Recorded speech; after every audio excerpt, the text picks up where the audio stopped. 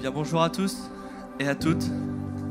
Bienvenue dans l'église ACVN, Assemblée chrétienne, vie nouvelle. Que Dieu vous bénisse ce matin. Je voudrais juste commencer par un texte que Jonathan nous a lu ce matin. Juste une partie qui m'a interpellé. Je prie que vous soyez enracinés et fondés dans l'amour. C'est un texte qui est quand même assez fort. Fondés et enracinés dans l'amour. Quand on considère tout ce qu'on passe, les étapes par lesquelles on passe dans notre vie, les moments par lesquels on passe, je crois que ce texte est intéressant de s'en rappeler à chaque instant. Fondé et enraciné dans l'amour. Est-ce que tu es fondé et enraciné dans l'amour quand le gars derrière toi te fait des appels de phare parce que tu roules trop lentement? Vous savez, c'est ce genre de petits détails que je parle et je me parle à moi-même, vous savez. Est-ce que tu es fondé et enraciné dans l'amour quand quelqu'un est passé devant toi et t'as pas dit bonjour? Est-ce que tu es fondé et enraciné dans l'amour quand ton collègue de travail, il a fait une boulette et que ça te retombe dessus? Vous savez, c'est compliqué d'être fondé et enraciné dans l'amour tous les jours. Mais ce matin, je vous propose qu'on vive ce moment-là. Qu'on soit fondé et enraciné dans l'amour. On est ici dans ce lieu et on va prendre des forces ensemble, on va s'encourager les uns les autres, on va louer Dieu. C'est pas parce que c'est dimanche matin, mais c'est parce qu'on est réunis tous ensemble, on est l'église. On a mis de côté ce moment-là. La convention fait que c'est un dimanche matin parce que c'est plus facile. Mais il y a d'autres moments aussi pour ça, mais là on est tous ensemble réunis. Et s'il y a des gens qui sont là pour la première fois aussi, alors peut-être admire ce moment-là, fondé et enraciné dans l'amour, mais sois le bienvenu dans l'église. Je crois que je ne te connais pas. Quel est ton prénom? Olivier. Alors Olivier, sois bienvenu. On peut l'applaudir. Est-ce qu'il y a d'autres personnes qui sont là pour la première fois? Ah, on me fait signe. Et le prénom c'est? Elle est trop timide. Allez, comment on va t'appeler? En tout cas, j'ai pas entendu. Daphné? Oui, Daphné. Eh bien, Daphné, sois bienvenue. On peut l'applaudir. En tout cas, soyez le bienvenu dans ce lieu. Profitez de ce temps de louange. Alors, c'est un temps musical, mais c'est un temps aussi où Dieu parle. C'est un temps où Dieu accomplit des miracles. C'est un temps où Dieu peut parler à notre cœur. C'est un temps où on peut vivre quelque chose avec Dieu. Il y a une connexion avec Dieu qui se fait. Alors prenez ce temps pour vous connecter avec Dieu. Et soyez enracinés et fondés dans l'amour. Et la suite de ce texte dit, pour être capable de comprendre avec tous les saints, quelle est la largeur, la profondeur, la longueur et la hauteur de l'amour de Christ. C'est ça qu'on cherche ce matin, l'amour de Christ. Alors ce matin, je vous invite à participer à ce temps de louange. Laissez-vous inspirer par les paroles. Laissez-vous inspirer par Dieu. Si pour toi la louange c'est de danser, viens danser. Si pour toi la louange c'est de rester assis, viens danser quand même.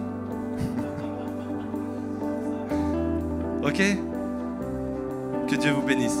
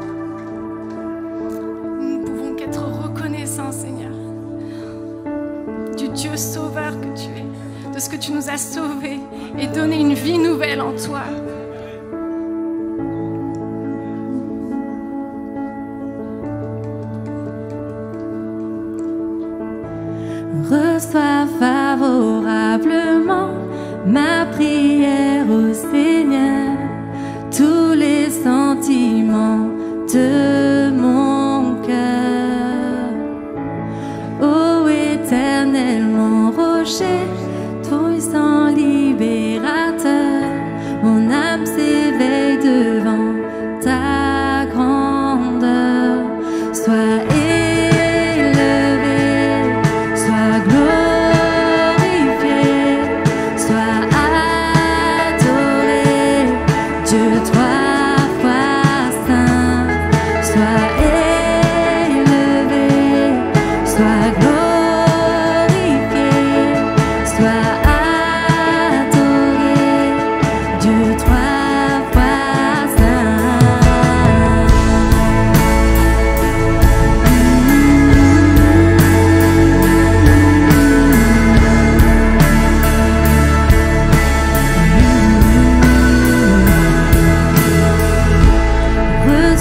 favorablement tout l'honneur au Seigneur, la reconnaissance de mon cœur. Toi l'amour incomparable, glorieux rédempteur, mon âme s'éveille devant ta splendeur. Sois élevé, sois glorifié.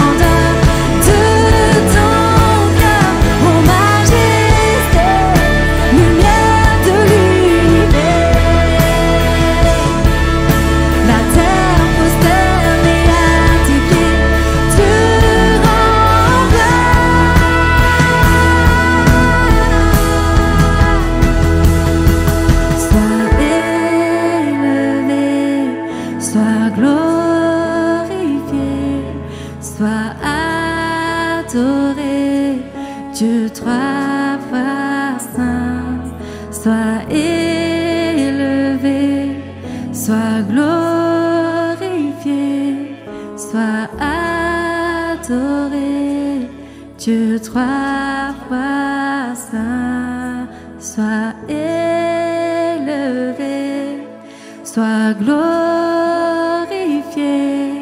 sois adoré, Dieu trois fois saint, sois élevé,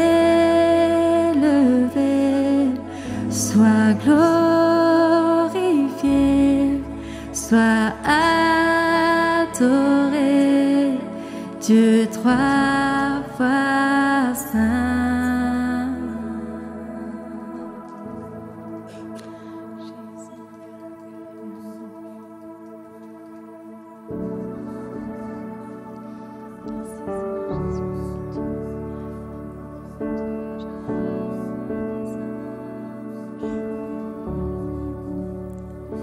J'étais brisée, vide et sans espoir.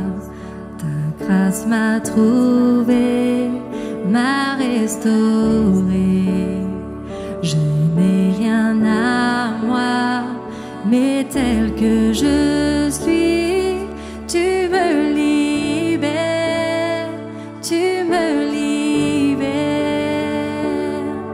Grâce infinie de notre Dieu qui un jour m'a sauvé.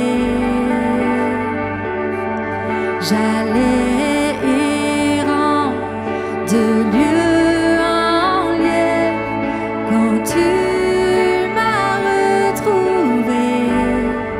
Et maintenant je vois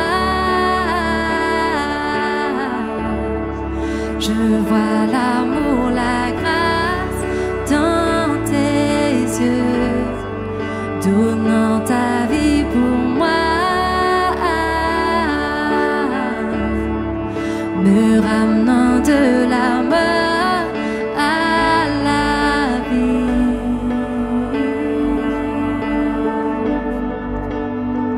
Tu prends nos échecs, tu prends nos faiblesses, tu places ton trésor dans des vases d'argile. Oh, prends mon cœur, Père, je veux te servir pour que tout soit ta vie en moi. Ô grâce infinie de notre Dieu qui un jour m'a sauvé. Oh, oh, oh, j'allais errant de lieu en lieu quand tu m'as retrouvé. Et maintenant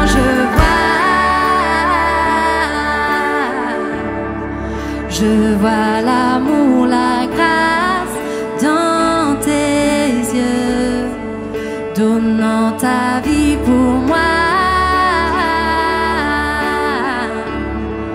me ramenant de la mort à la vie.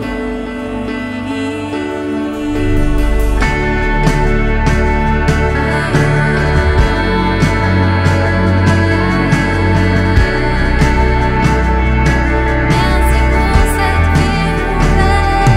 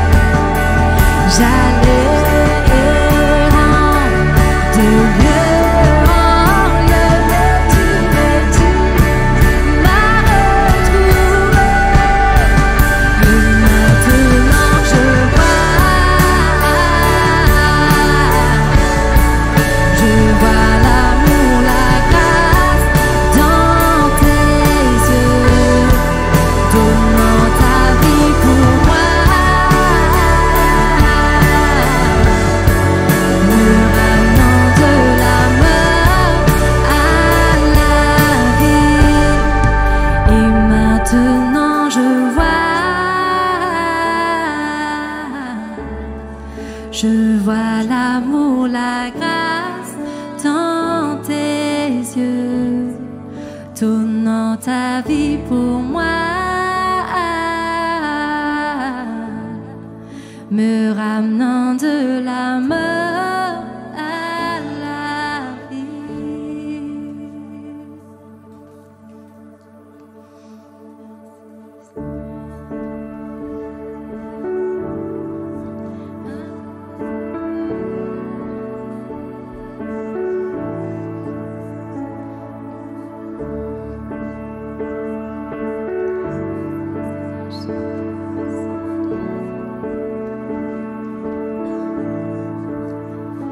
Il est celui qui guérit, son amour est incomparable, sa grâce est inépuisable,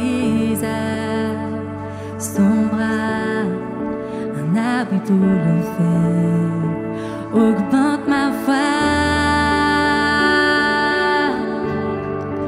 augmente ma foi. Je lève les mains pour croire à nouveau.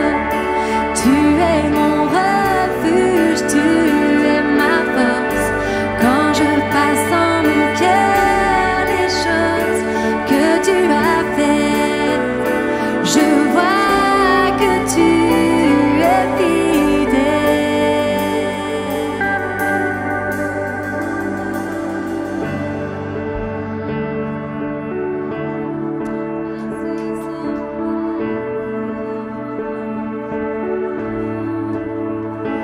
Il y a comme une rivière qui court du bas du calvaire, une fontaine pour la soifée, une grâce divine qui se déverse, augmente ma foi, oui, augmente ma foi.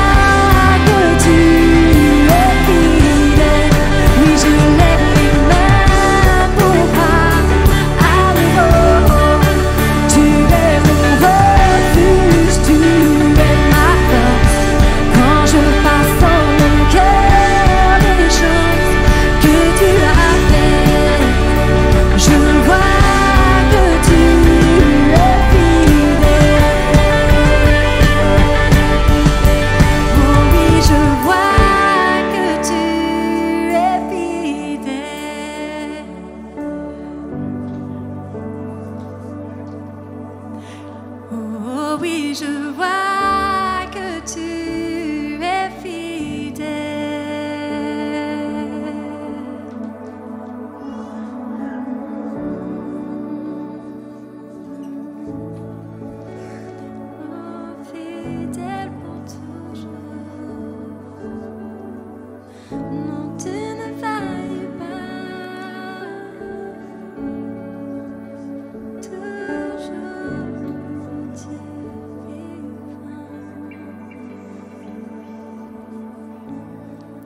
Je lève les mains pour croire à nouveau.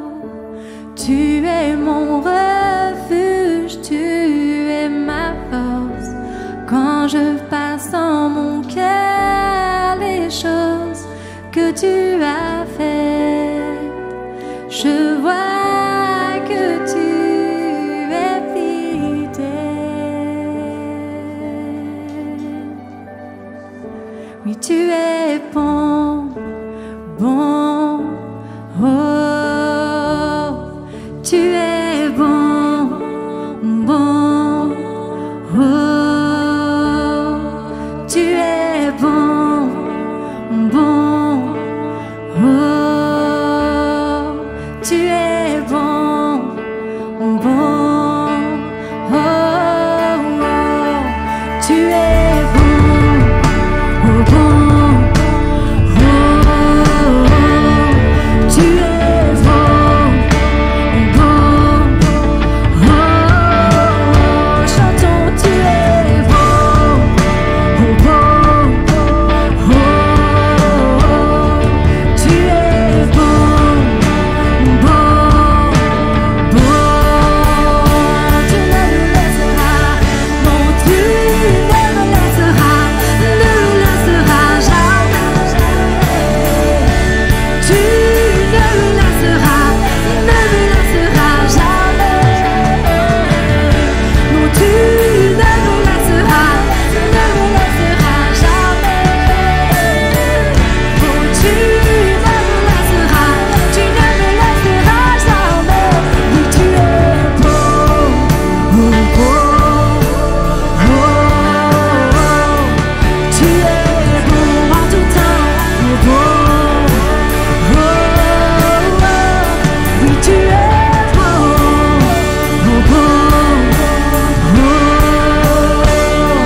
tu es bon, tu ne me laisseras chanter. Non, tu ne me laisseras jamais. Tu ne me laisseras jamais. Non, tu ne me laisseras jamais. Tu ne me laisseras jamais. Oui, tu es bon, oh bon, oh, tu es bon, bon, oh,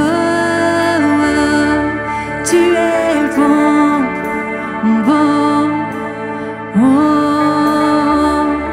tu es bon, bon,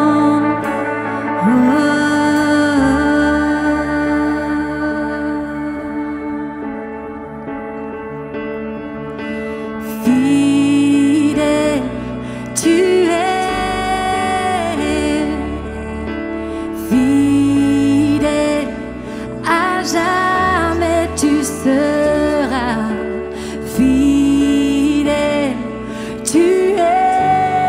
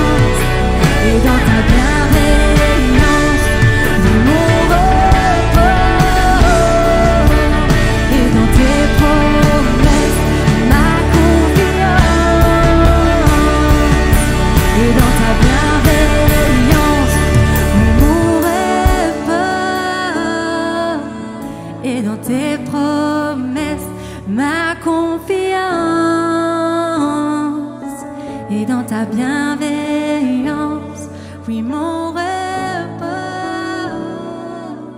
et dans tes promesses, ma confiance, et dans ta bienveillance, tu es bon, bon, oh, tu es bon, bon, oh, tu es bon, bon, oh, tu es bon, bon,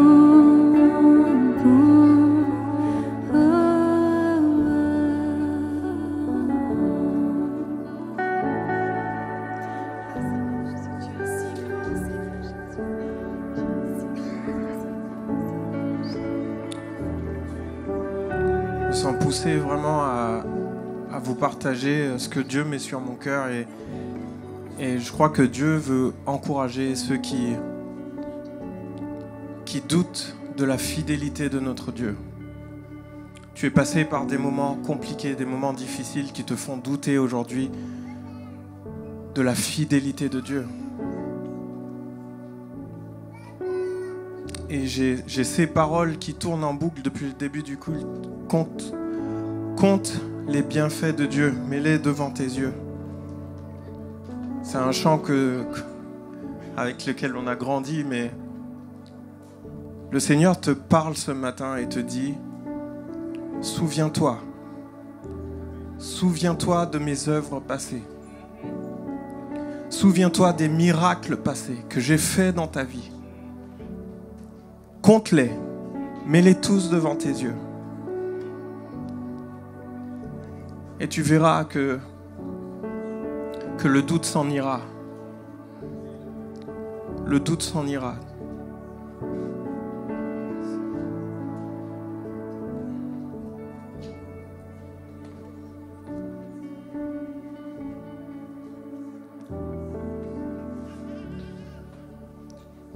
J'aimerais partager avec vous, avec la pensée de mon frère Michael, la parabole du jeune homme riche. Restez debout si vous pouvez. Restez actifs. Un homme s'approcha et dit à Jésus, « Bon maître, que dois-je faire de bon pour avoir la vie éternelle ?» Il lui répondit, « Pourquoi m'appelles-tu bon ? Personne n'est bon si ce n'est Dieu seul. Mais si tu veux entrer dans la vie, respecte les commandements. » « Lesquels ?» lui dit-il. Et Jésus répondit, « Tu ne commettras pas de meurtre, tu ne commettras pas d'adultère, tu ne commettras pas de vol, tu ne porteras pas de faux témoignage, honore ton père et ta mère, et tu aimeras ton prochain comme toi-même. » Le jeune homme lui dit, « J'ai respecté tous ces commandements dès ma jeunesse. Que me manque-t-il encore ?» Jésus lui dit, « Si tu veux être parfait, va vendre ce que tu possèdes, donne-le aux pauvres, et tu auras un trésor dans le ciel, puis viens et suis-moi. » Lorsqu'il entendit cette parole, le jeune homme s'en alla tout triste, car il avait de grands biens. Cette parole, elle concerne peut-être un jeune homme riche, mais il faut aller un petit peu plus loin que ce que Jésus est en train de dire. Il parle en parabole, donc il faut savoir lire un peu à travers entre les lignes, mais je crois que, vous savez, parfois Dieu nous étire, et on se sent un peu dépassé par les événements, et on dit à Dieu, mais voilà ce que j'ai fait. Voilà ce que j'ai fait. J'ai respecté tous tes commandements. Je ne suis pas quelqu'un de mauvais. J'ai fait des choses bien. Et on place devant Dieu ces choses-là. Et Dieu nous étire. Et à un moment, on lâche un peu parce qu'on se dit, j'en peux plus. Mais j'entends Dieu ce matin qui donne clairement une direction, qui dit, voilà, vous avez deux solutions devant vous. Soit vous abandonnez, soit vous continuez. L'abandon, ça passe par ce que pensait le jeune homme riche. Il n'a pas compté les bienfaits de Dieu, il a compté ses propres bienfaits. L'abandon, ce n'est pas seulement tes propres forces, ce n'est pas parce que tu es faible. En Dieu, tu es fort, mon ami. Mais compte les bienfaits de Dieu. Compte les bienfaits de Dieu. Mets-les tous devant tes yeux. Et tu verras combien leur nombre en est grand. Je crois que cette parole est prophétique ce matin. Arrêtons de compter nos bienfaits à nous, ce qu'on est capable de faire, ce qu'on est capable d'accomplir. Si Dieu veut nous changer de direction, veut nous changer de place, veut qu'on aille sur ce local à Montivier, il faut qu'on arrête de compter ce qu'on a fait ici, nous. Mais il faut qu'on glorifie Dieu pour ce qu'il a fait ici. Comptons les bienfaits de Dieu. Est-ce que ce matin on peut... Ah, je vois des bras croisés. Décroisez vos bras et acclamez Dieu, s'il vous plaît. Acclamons Dieu ce matin parce que il a fait dans ce lieu des miracles. Il a fait dans ce lieu des guérisons. Au-delà de ce lieu, il a fait dans cette assemblée des choses incroyables. Comptons les bienfaits de Dieu. On n'est que des hommes pour mettre des choses en place, mais mon ami, n'abandonne pas. Compte les bienfaits de Dieu. Tourne-toi vers Dieu. Tu verras. Là est la solution. Là est le non-abandon. C'est de regarder les bienfaits de Dieu. Ne regarde pas tes propres bienfaits. J'entends Dieu ce matin qui dit abandonne. Abandonne. Je t'ai tiré très loin. J'étire tes limites. Abandonne. Lâche prise ce matin. J'aimerais qu'on chante ce chant. Est-ce que tu as les paroles? Ouais, ça va. Ok, super. Ouais, génial, t'as préparé. On va chanter ce chant ensemble. Bien ensemble. Comme d'une façon prophétique. Pour dire à Dieu, on compte tes bienfaits, Seigneur, parce que tu es notre essentiel.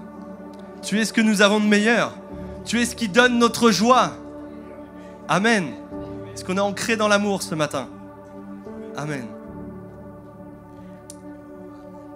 Compte les bienfaits de Dieu, mets-les tous devant tes yeux.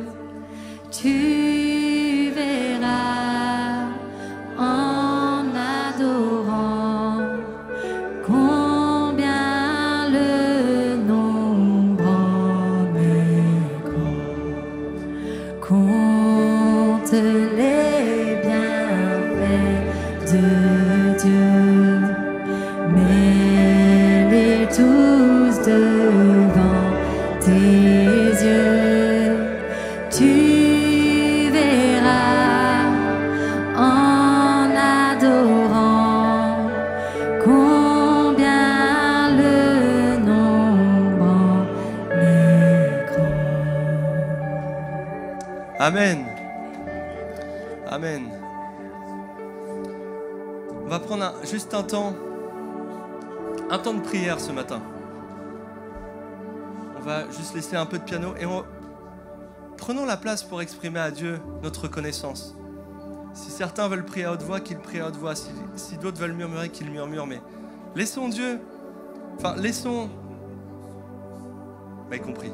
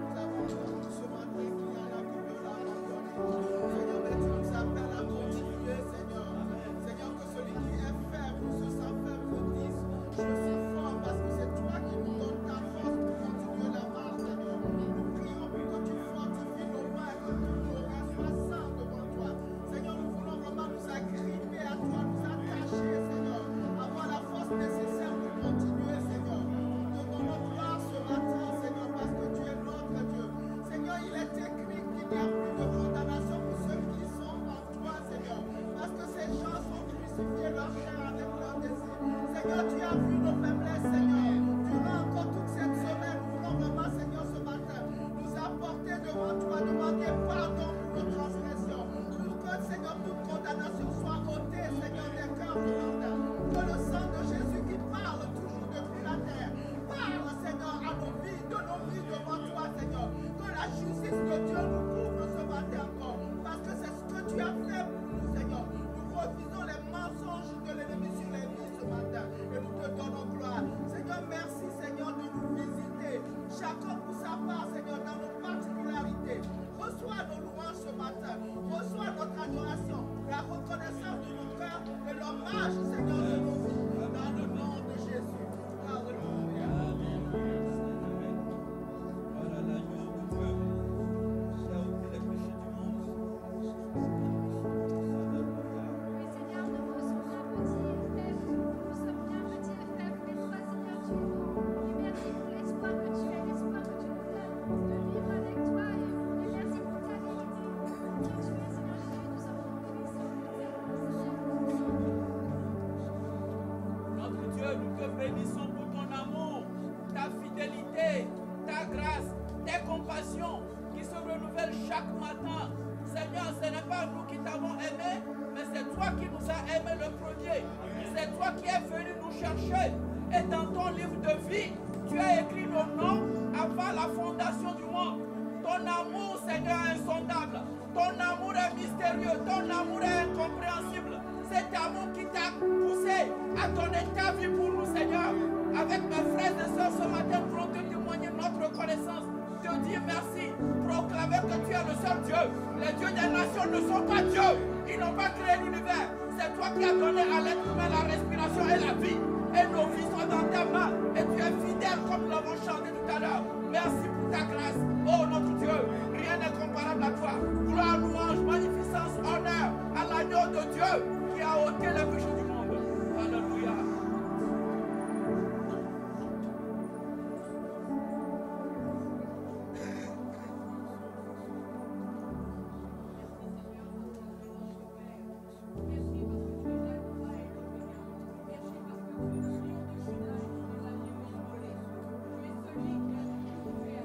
Merci de nous avoir choisis, merci de nous avoir appelés et de nous former sur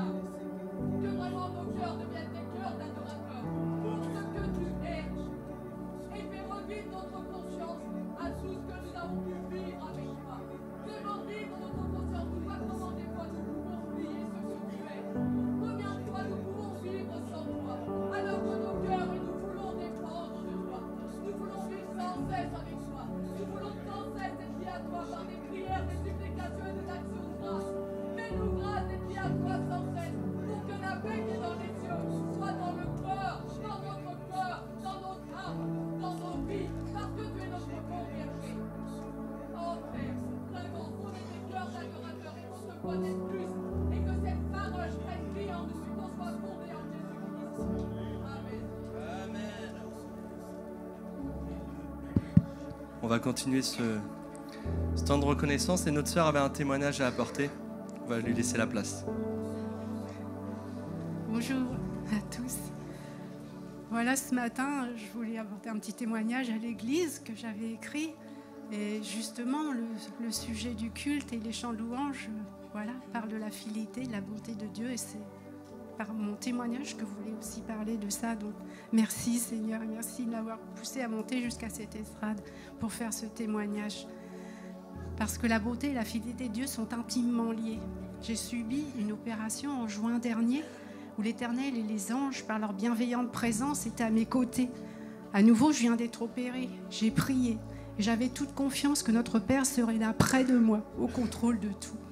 Il était là. Je sentais sa divine présence. Tout s'est bien passé. Paix au cœur. Et même si on ne le voit pas, ému de sa présence, c'était tellement puissant. Croyez, frères et sœurs, en la fidélité et la bonté de Dieu dans l'épreuve, parce qu'il ne faillit jamais, jamais.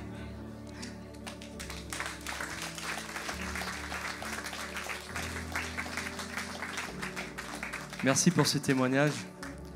Je vais te laisser la place, ma sœur. Mais dans son témoignage, elle disait, même si je ne voyais pas Dieu, je le sentais, il était avec moi. C'est ça la présence de Dieu.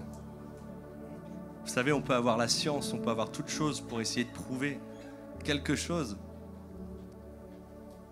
Mais la présence de Dieu se passe avant tout dans la foi et la conscience qu'il nous a créés et qu'il a tout fait. Et j'entendais une prière tout à l'heure qui disait que c'est toi, Dieu, qui a créé le ciel et la terre. Qu'est-ce que je peux dire face à ça? Oh Dieu, tu es si grand. Dieu est grand ce matin. Vas-y. Alléluia. J'aimerais partager ce que je voyais tout à l'heure. Ce n'est pas le genre de choses que j'aime dire, mais je vais vous le partager. Je voyais cette image-là d'excrément. Vous m'excusez, mais on n'a pas envie de voir des choses comme ça. Et puis je demandais au Seigneur, c'est quoi en fait? Est-ce que j'ai reçu dans mon esprit, c'était que il y avait des gens qui se regardaient comme ce que j'ai fait avec mes mains dans le lieu secret ressemble plus à des choses dégoûtantes de cette nature. Et pour eux, leurs yeux sont sur ces péchés-là. Mais ils ont l'impression qu'ils ne vont jamais s'en sortir, puisqu'ils ne peuvent même pas le communiquer à des gens. Mais le Seigneur veut que tu regardes au sang de Jésus.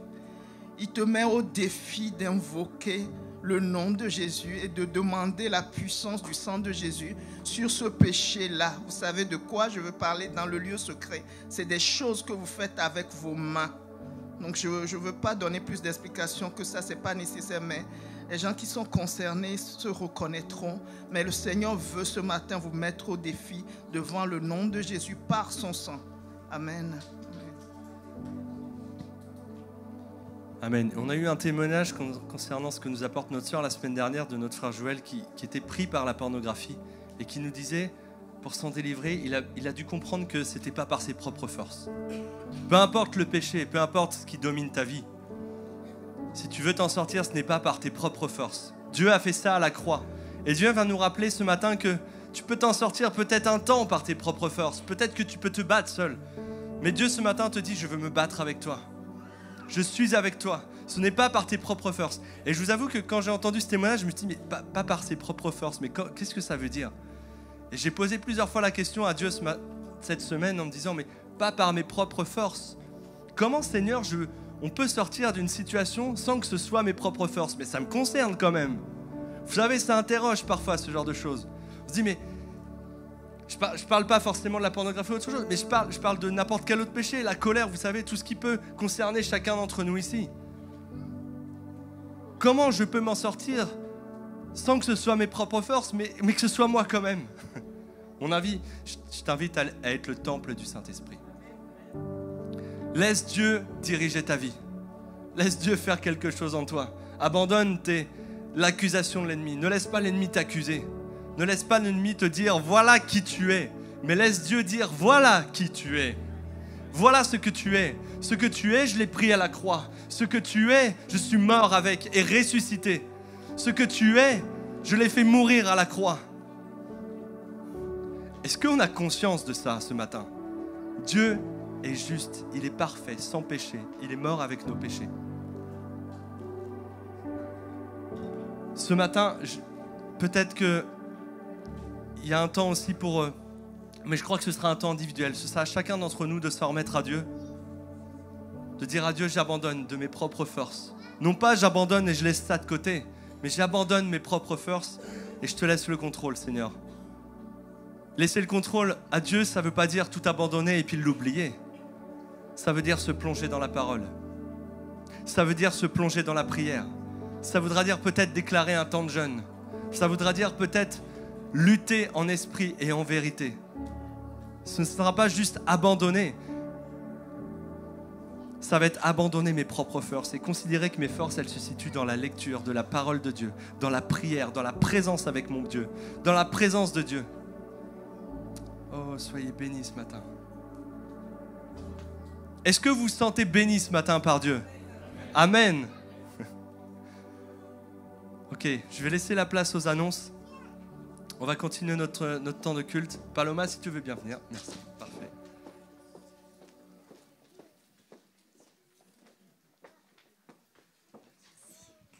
Bonjour à tous. Donc, c'est l'heure de prendre vos agendas. Donc, les annonces pour cette semaine. Comme vous le savez, durant la période de vacances scolaires, nos veilles matinales sont en pause. Donc, il n'y aura toujours pas de veille cette semaine. Et elles reprendront le lundi 27 février dès 6h du matin. Mardi à 19h30, ici, nous aurons notre temps de louange et intercession.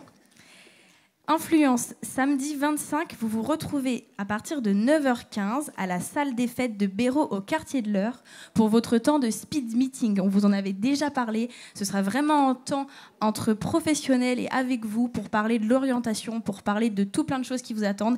Ça va être vraiment une journée bénie. Vous pourrez poser des questions, il y aura des témoignages.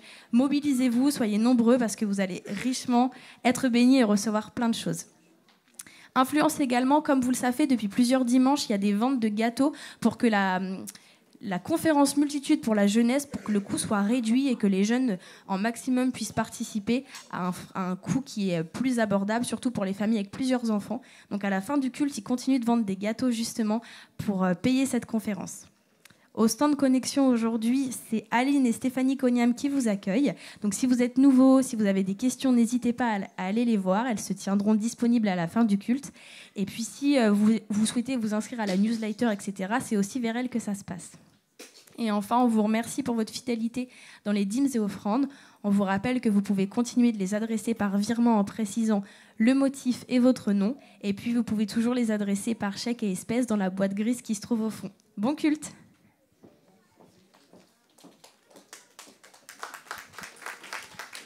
Et on peut l'applaudir, c'était clair. On va laisser la place à notre ami Jérémy, qui a une pensée de la part de Dieu.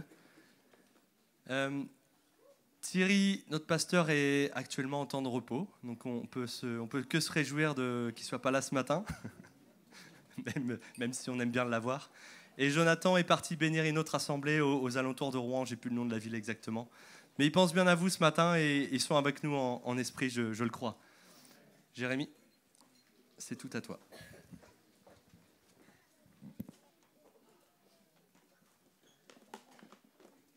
Bonjour à tous.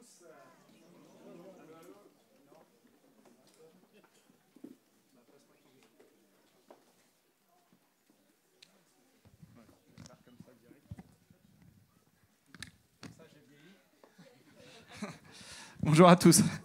Ah là, ça va, vous m'entendez bien. Bon, je suis content de vous voir. Vous êtes toujours aussi beaux. Hein. C'est merveilleux. Je vous regarde tous. Oh, la plus belle est là. Là, en tout cas, je me réjouis du temps qu'on vient de passer déjà dans la présence de Dieu. Parce que c'est pas anodin, tout ce qui s'y passe, tout ce qui s'y fait, tout ce qui s'y dit. Mais vous savez, on peut vivre un temps dans la présence de Dieu et repartir exactement comme on est venu. Parce que la réalité, c'est pas juste que Dieu peut faire quelque chose, Dieu veut faire quelque chose, oui, ça c'est sûr. Dieu agit, oui, ça c'est sûr. Mais Dieu ne viendra jamais, excusez-moi du terme, mais violer notre ouverture. C'est nous qui ouvrons nos cœurs. Lui ne viendra jamais forcer. Il ne viendra jamais forcer. Et je vous invite encore ce matin, j'espère que vous avez ouvert vos cœurs dans la présence de Dieu. Dieu résiste aux orgueilleux, mais il fait grâce aux humbles, qui ont un cœur ouvert, prêt à écouter, prêt à se repentir, prêt à lâcher prise, prêt à comprendre qu'il sait moins de choses que Dieu, et que Dieu sait plus de choses que lui, et que Dieu a le meilleur pour lui, et que Dieu est fidèle et bon. Amen. Vous savez, ce matin, je vais vous apporter une pensée qui est dans mon cœur depuis un bout de temps déjà. Et on avait eu régulièrement les mardis soirs, après le temps de louange et d'intercession ici, on reste avec les prédicateurs et on prend un temps de veille et de prière. Et dans ce temps de prière, Thierry avait une pensée par rapport à... Il avait eu cette image d'un pot, d'une plante dans un pot qui a été rempotée dans un autre pot plus grand. Et en fait, cette image, elle collait non seulement avec mes lectures personnelles du moment et avec ma réalité de jardinier d'appartement. Il y en a qui jardinent dans leur appart? On est quatre. On est quatre. Eh bien, écoutez, ça va vous parler. Et puis, cette pensée, je l'ai déjà partagée pendant des veilles matinales. Et puis, vraiment, c'était insistant. Et je crois qu'il y a une dimension prophétique dans ce message. Non seulement dans la pensée que Thierry a eue, et puis dans comment le Seigneur m'inspirait. Vous voyez, même ce matin, j'étais même pas censé prêcher. Et le Seigneur a fait que je me retrouve là ce matin devant vous. Donc je crois vraiment qu'il y a une insistance du Saint-Esprit pour que je vous apporte ce message. Alors je vous dis ça, pas pour vous raconter ma vie, mais vraiment pour attirer votre attention sur 3 petits points. Déjà, sachons repérer quand le Seigneur nous parle vraiment. Il peut nous parler tantôt d'une manière, tantôt d'une autre, tantôt par un frère, par une sœur, par une lecture, par des plantes chez nous. Dieu peut nous parler tantôt d'une manière, tantôt d'une autre. Deuxième chose, Dieu, il pourvoit. Même quand le planning n'est pas censé s'aligner comme ça, Dieu pourvoit pour que les choses se fassent comme il le veut. Et troisième chose, du coup, écoutez bien. Parce que si Dieu insiste, c'est que ça nous concerne vraiment. Et je crois vraiment que c'est un message prophétique dans le sens où, bien sûr, tout ce qui vient de la parole de Dieu est prophétique. On ne va pas être dans le mysticisme ou je ne sais pas quoi, mais il y a une dimension quand même dans le prophétique. Quand on prend les prophéties dans la Bible, elles ont une résonance pour le temps présent comme pour le temps futur. Elles s'adressent à la fois à un peuple, à une communauté, tout comme à un individu. Il y a plusieurs strates, plusieurs lectures dans un message prophétique. Et ce matin, je vous le présente aussi vraiment comme cela parce que je crois que ça va s'adresser à nous collectivement en tant qu'ACVN, mais aussi à nous individuellement, en tant qu'individus. Et voilà, on est parti pour un road trip, mais je vais prier avant. Seigneur, merci pour ce que tu as prévu pour ce matin. Merci pour déjà tout ce que nous avons vécu et comment je crois que tu as désiré préparer nos cœurs au travers de tout ce temps de louange et ces paroles que tu as mises dans la bouche de nos frères et de nos sœurs pour nous encourager. Et je prie maintenant que ta parole illumine nos cœurs. Et que là où les portes sont fermées dans nos vies, que les portes s'ouvrent, que nos yeux s'ouvrent. Alors que nous sommes aveugles, rends-nous la vue. Alors que nous sommes sourds, nous voulons entendre ce que toi, tu dis et ce que toi, tu as prévu de toute éternité pour nos vies. Amen. Alors, je vais commencer avec un peu de botanique. Et comme ça, ça va me permettre de voir si ça marche. Merveilleux, ça marche. Donc, je vous emmène dans mon jardin d'intérieur. Voici un Chlorophytum comosum. Vous connaissez, bien sûr. On l'appelle aussi la plante phalangère ou la plante araignée. Il y en a qui en ont chez eux. C'est très commun. Ok, vous allez voir, je peux vous en filer plein. Si vous voulez, vous pouvez prendre rendez-vous avec moi, j'en ai à filer. Voilà, elle est pas très grande là. Celle-là, je l'ai empotée il n'y a pas super... enfin si, il y a quand même un petit bout de temps, mais elle paye pas trop de mine comme ça. On est d'accord, ça, je ne sais pas si je pourrais vous la vendre très cher. De toute façon, je ne les vendrai pas, je les donnerai, je le dis tout de suite. Mais ne vous y fiez pas, voilà ce qui se trouve en dessous. Il y a quand même des grosses racines, bien gonflées, puis des plus petites racines normales, mais il y a quelque chose, soit je suis vraiment pas fait pour le jardinage d'intérieur, soit je dois comprendre qu'il faut que je la change de pot. Là. Même le pot, je suis obligé de l'éclater là. Parce que si je veux conserver le pot, je vais abîmer les racines, je vais couper les racines. Donc je vais être obligé, là, je me vois avec mes petits ciseaux, là, l'ouvrir en dur, opération chirurgicale, mettre dans un pot plus grand, de la nouvelle terre bien fraîche qui est pas usée encore, et puis je vais la rempoter. Et en fait, c'est ce que j'ai fait, pas avec cette plante-là, du coup, celle-là c'était une petite que j'ai récupérée, mais avec une autre plante. Et cette autre plante, elle a, par exemple, bien poussé. Elle était toute petite comme l'autre, même plus petite, et elle a bien poussé. Et vous voyez qu'il y a même un petit rejeton là. Alors je sais plus comment ça s'appelle le terme, mais bref, ça fait un bébé quoi. Il y a un petit bébé. Et ce truc, la première plante que j'ai eue qui était toute petite, à un moment, elle a été à ce niveau-là. Et puis elle a stagné à ce niveau-là. Et celle-là, pour l'instant, elle stagne. Et puis à un moment, j'avais un gros pot, encore plus gros. Et je me suis dit, bon, pourquoi pas le tenter. Et je l'ai mis dans un pot, mais un pot assez monstrueux. Et la plante est devenue assez monstrueuse. Donc déjà, elle est super grosse et elle ne s'est pas multipliée qu'un peu, mais beaucoup plus. Et j'attire votre attention sur le fait que tant que je n'avais pas changé de pot, le potentiel de la plante ne s'était pas révélé. J'en avais une comme ça, une petite pousse, une deuxième petite pousse, un ou deux petits bébés avec des petites fleurs blanches, c'est mignon. Mais là, c'est la cascade, à tel point que ça tire tellement qu'il faut que je vous en donne, parce que sinon c'est la grosse là la grosse plante qui va prendre cher. Et la grande que vous voyez là-haut, à la base, elle était petite comme ça, quoi. Alors, je vous donne cette image, parce que le titre de mon message ce matin, c'est « Il est temps de changer de peau ». Il est temps de changer de peau. On peut voir l'évolution de cette plante, mais j'aimerais juste qu'on prenne que par peau, par l'idée du pot ce matin, vous entendez bien que c'est notre manière de penser. Ce n'est pas quelque chose forcément de physique, mais c'est notre manière de penser.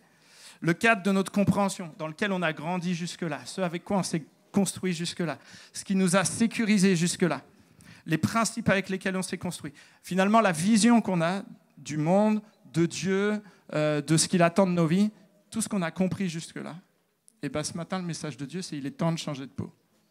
Parce que Dieu est plus grand, et il y a plus, et il y a plus grand. Et pour vivre plus, on ne peut pas rester là où on en est. C'était le cas pour mes plantes, mais c'est le cas pour nos vies. On ne peut pas s'attendre à vivre, à passer des étapes nouvelles, à vivre la croissance dans nos vies, à vivre la croissance dans le fruit que nous portons pour le Seigneur, sans changer de peau. C'est comme lorsque l'on est de nouveau et que l'on accepte Jésus dans notre vie. Il nous change et il nous plante. Et on a notre petit pot du début. Mais déjà, il nous arrache à notre passé et il fait des choses nouvelles. Mais c'est une continuité dans notre vie chrétienne que d'avancer. Et je bénis Dieu vraiment pour ce temps de louange qu'on a eu ce matin, qui nous rappelle que ce n'est pas parce qu'on change de peau que ce qui était derrière est pourri. Ça nous a servi à grandir jusque-là. Mais un temps vient, le temps est venu de passer à autre chose et de comprendre autre chose. Et je m'adresse là à l'ACVN en tant qu'assemblée, parce qu'on arrive à un point de transition. Là, par exemple, c'est les vacances, il y a moins de monde. Mais quand même, j'en vois encore qui sont au fond. Donc, c'est déjà bien rempli. La semaine dernière, j'étais aux enfants, mais alors qu'on était avec les explos, on est venu récupérer nos tabourets, là. Tellement il y avait du monde ici. Donc, physiquement, on voit que le pot est trop petit. Et physiquement, on va changer de peau. OK. Mais si on change de peau physiquement, mais qu'on ne change pas de peau, j'aimerais dire mentalement, dans nos cœurs, dans nos pensées, dans notre vision de ce que Dieu fait avec nos vies et au travers de nos vies et en tant que nous tous ensemble, ça va être compliqué. Ça va être compliqué. Et j'aimerais attirer votre attention sur une chose. Ce n'est pas la plante qui décide de changer de peau. C'est le jardinier. Et il le fait parce qu'il voit que les racines sont étendues et trop étroites. Ce n'est pas la plante qui d'elle-même dit « je veux un pot plus grand, allez c'est parti, j'ai décidé ». C'est le jardinier qui change parce que les racines montrent qu'il y a une faim, une soif et qu'il est temps de passer à autre chose. Et Michael nous parlait du jeune homme riche que Jésus a rencontré. Ce jeune homme riche, c'est comme si que Jésus lui avait demandé « Hey, pour l'instant, ton pot, il est plutôt pas mal. Ce que tu vis, ta compréhension, ce que tu vis avec moi, ok, c'est plutôt pas mal. Mais je t'invite maintenant à changer de peau. Tout ce qui t'a sécurisé jusque-là, est-ce que tu es prêt à le mettre de côté pour me suivre et passer à des choses plus grandes ?» Et lui, il a voulu rester dans son petit pot. La conséquence, c'est qu'il a été tout triste. Et là, je vous invite à juste, voilà, on va faire un petit road trip. Je vous laisse lire ça, mais on va faire un petit road trip de Matthieu 8 à Matthieu 14 pour voir comment Jésus a changé successivement ses disciples de peau et comment cela peut nous parler.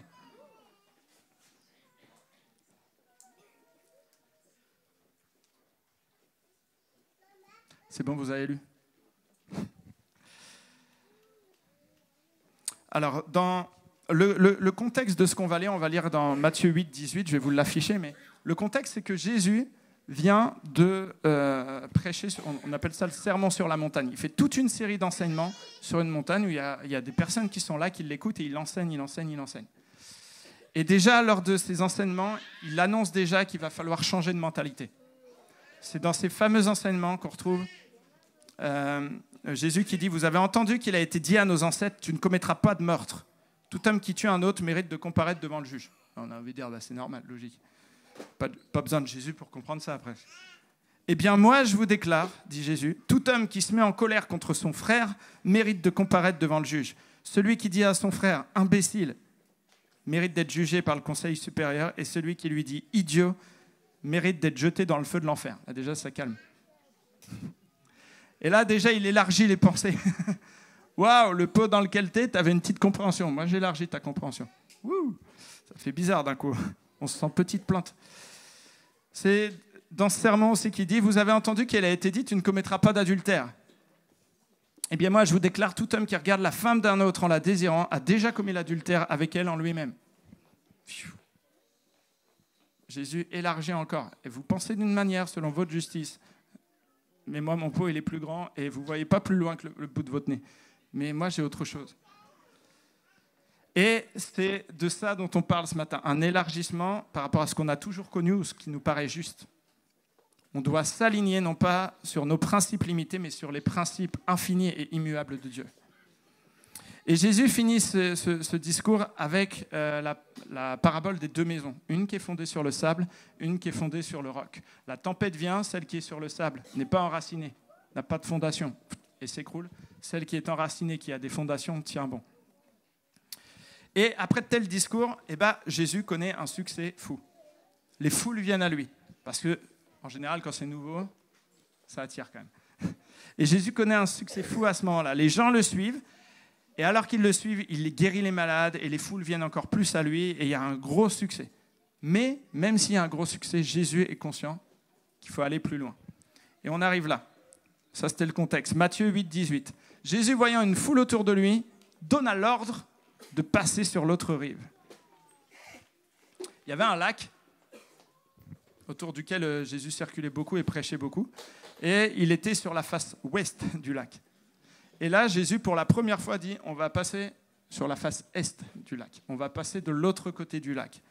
On passe de l'autre côté. Il y a un succès apparent, mais Jésus ne s'arrête pas là. Première chose qu'on peut retenir déjà de ça, Jésus voit plus loin que nous. Nous, on voudrait peut-être rester à l'endroit où on est, mais Jésus nous dit non, on va aller plus loin. Deuxième chose, quand on suit le Seigneur et qu'on a vraiment le désir de le suivre, peu importe où on en est dans sa foi et où on en est avec lui, il n'y a pas d'accomplissement dans lequel on peut se satisfaire. Il n'y a pas d'accomplissement dans lequel on peut se satisfaire de rester, parce qu'il y a plus. Il y a toujours plus. Dieu est plus grand et il y a plus. Le confort et le succès ne sont pas des buts en soi. Sinon, Jésus aurait pu s'arrêter maintes fois quand ça allait très bien. Ce n'est pas des buts en soi à atteindre. Mais le succès va appeler une nouvelle saison, avec entre deux une transition. Et on va parler de transition aussi ce matin. Et puis, troisième chose qu'on peut retenir de là, c'est Jésus qui donne l'ordre. Ce n'est pas les disciples qui disent « Hé, j'ai une idée, et si on allait de l'autre côté ?» Non, c'est lui le maître des temps et des circonstances. Il y a un temps pour tout, et chaque chose en son temps. Et c'est Jésus qui donne le top départ. C'est lui qui définit quand est-ce qu'on change de peau. Et on va lire la suite. Du coup, il monte dans le bateau, et ses disciples le suivirent. Alors survint sur la mer une tempête si forte que le bateau était recouvert par les vagues. Et lui, il dormait. Les disciples vinrent le réveiller en disant « Ah, Seigneur, sauve-nous, nous sommes perdus !» Enfin, j'imagine qu'il criait un peu comme ça, parce que Quand tu es en panique, quoi, tu ne contrôles plus ta voix. Bref, il leur dit, mais pourquoi êtes-vous si peureux, gens de peu de foi? Alors il se leva, rabroua les vents et la mer, et un grand calme se fit. Étonné, il se disait, mais quelle sorte d'homme est-il, celui-ci que même les vents et la mer lui obéissent? Je me mets un petit peu à la place des disciples. Personnellement, j'aurais peut-être déjà eu un peu d'incompréhension à me dire pourquoi on quitte le lieu du succès pour aller galérer là, et risquer notre vie sur une mer déchaînée. Alors que tout baigne, tu nous dis de bouger. En tout cas, les disciples, ils ont fait une chose. C'est qu'ils ont obéi. Ils suivirent Jésus. Ils ont obéi. Et là, on entre dans cette traversée du lac, qui est comme une zone de transition pour changer de peau. Et tout ne se passe pas sereinement. J'imagine encore une fois les pensées des disciples qui sont là sur le bateau, ils l'expriment à haute voix, en gros, « Ah, on va tous crever !» Et peut-être que dans nos vies, quand Dieu veut nous emmener dans une dimension de transition et que nous, on reste attachés à notre rive, on se dit « Waouh, waouh, waouh, waouh, waouh, je vais mourir sur le parcours. » Moi, j'ai déjà vécu ça. Je ne sais pas vous, mais j'ai déjà vécu ce genre de transition. Et je comprends leur perplexité. Et là, on se dit, mais j'aurais dû rester là-bas. En fait, avant, c'était mieux. Je devrais rester là où j'étais, là où j'avais ma sécurité. Mais ce qu'on peut retenir de cette traversée, c'est déjà que la transition, elle est toujours délicate. Parce que c'est un temps de vulnérabilité. Quand Dieu nous amène à changer de peau, que ce soit collectivement comme individuellement, il y a un temps de vulnérabilité. Vous connaissez le homard? C'est très bon. Mais le homard, c'est un super prédateur dans les océans. Parce qu'il a une carapace qui fait qu'on ne vient pas se frotter à lui. Par contre, lui, il a des bonnes panses et il peut mettre des bonnes raclées. Et le homard est un super prédateur dans l'océan. Sauf que le homard, son problème, c'est que sa force est aussi sa faiblesse. C'est que comme il a une grosse carapace, quand il veut grandir, il est obligé comme de changer de peau. Et il change de peau, mais PEAU, pour le coup. Et il est obligé de casser sa carapace et d'en sortir. Et en quelques heures, il gagne 20 à 30% de masse et de volume. Et avec le temps, au bout de quelques temps, sa carapace se reforme, sa peau redurcit et il a un pot plus grand dans lequel il peut vivre. Et régulièrement, le homard mue comme ça, il a plusieurs mues qui lui permettent de grandir. Mais le temps de transition entre le moment où il perd sa carapace et où il en retrouve une, il vit comme un ermite. Il faut qu'il se cache derrière les rochers parce que sinon, il est vulnérable. Il est over-vulnérable à tous ses prédateurs. Et il doit savoir s'humilier et se cacher pour un temps. La transition est toujours délicate parce que c'est un temps de vulnérabilité. La transition, c'est accepter de passer du passé au futur. Et ça veut dire que c'est renoncer à ce qu'on a toujours connu pour accepter d'aller de l'avant. Et combien de fois on peut se rendre compte que c'est difficile pour nous de laisser ce qu'on a toujours connu. Même quand c'est des choses qui sont compliquées, on est presque rassuré de vivre encore les choses compliquées qu'on connaît déjà, plutôt que de passer à quelque chose de nouveau où il y a l'inconnu dedans. Mais on l'a chanté, Dieu est fidèle et bon. C'est-à-dire que s'il nous emmène dans une transition, on peut lui faire confiance. Mais en tout cas, nos expériences passées, nos pensées, notre manière de penser du passé, nos blessures du passé ne doivent pas être une entrave à la destinée que Dieu a pour nous. C'est comme Élie qui vient chercher Élisée. Élisée est dans les champs et il est en train de labourer avec ses bœufs et sa charrue. Et Élie, le prophète, vient le chercher et lui dit « Toi, maintenant, tu vas venir avec moi. » Il appelle Élisée à changer de peau. Vous savez ce que fait Élisée ? Il fait un truc de no turning back. Je coupe, brûler les ponts, je ne sais plus comment on dit en français du coup. Bon, pas de retour en arrière, merci. Mais en gros, il coupe les ponts total. Il brûle les ponts. Il y a un truc comme ça ? Non, bon, je ne sais plus. Mais lui, il brûle littéralement la charrue et il offre ses bœufs en sacrifice. En mode, je ne retournerai pas en arrière, je ne retournerai pas dans mon petit pot, je passe à un nouveau pot. Je passe une transition et je ne regarde pas vers l'arrière. Ok, c'était bien ce qu'il y avait jusque-là, mais maintenant, je rentre dans le nouveau que Dieu a prévu pour moi. C'est très dur de passer une zone de transition où ton cœur est encore en arrière et en même temps, tu sens que tu dois aller vers l'avant. C'est ce qui met le mal de mer, en fait. C'est comme ça qu'on vomit. parce qu'on ne sait plus où on est, on ne sait plus où on habite. Alors que Dieu nous emmène, sachons reconnaître que Dieu nous a parlé et allons-y franco, dans la foi. Et Dieu ouvre des chemins nouveaux. Les transitions, elles désécurisent et sont souvent des sources de tension. Il faut l'accepter pour changer de peau. Et ça, c'est particulièrement vrai aussi. Alors déjà, en soi-même, quand nous-mêmes, on a une transition dans nos vies, on se rend compte que c'est compliqué. Mais quand c'est une dimension collective, quand c'est une transition en famille ou une transition en église, c'est encore plus compliqué. Parce que vous savez ce qui se passe quand on est désécurisé ? Tout le monde a un avis de pourquoi on est désécurisé. C'est comme dans une équipe de foot. Tant qu'elle gagne, tout le monde est content. Quand ça perd, tout le monde est le coach et il sait ce qu'il faut faire. Et dans la transition, il y a un vrai défi d'unité. Un vrai défi d'unité.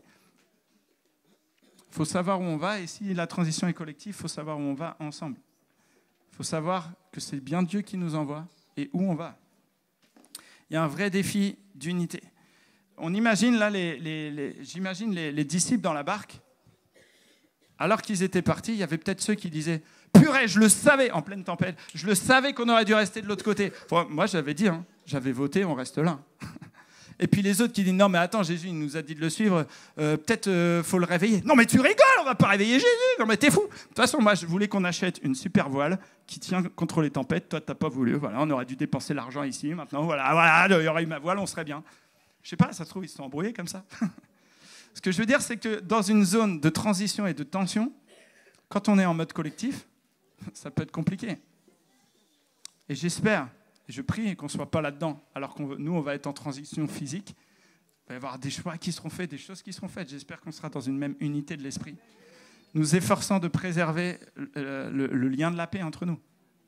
Et je vous renvoie à Éphésiens 4 pour tout ça. Et puis, toute transition n'est pas facile, mais cela reste une occasion incroyable d'apprendre à découvrir personnellement plus qui est Dieu. Il y a une révélation dans la transition. Quand Dieu nous change de peau, il amène une révélation qui nous permet de rentrer dans le nouveau peau. Et là, les disciples l'ont vécu. Comme, mais qui est, quelle sorte d'homme est-il celui-ci, que même les vents et les mers lui obéissent? Ils ont découvert que Dieu est celui qui contrôle tout. Que Dieu est celui qui sait ce qu'il fait quand il nous envoie.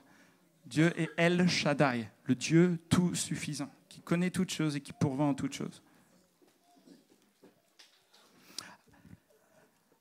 Alors là, je vous ai parlé de transition, non seulement pour changer de peau, on l'a dit, c'est nos racines qui doivent être développées. Et je vous renvoie peut-être au message de, je crois, il y a 3 semaines, de Jonathan Mercier. Vous vous rappelez, Jonathan Mercier, qui est venu il y a 3 semaines, il avait parlé de choses très simples mais tellement essentielles.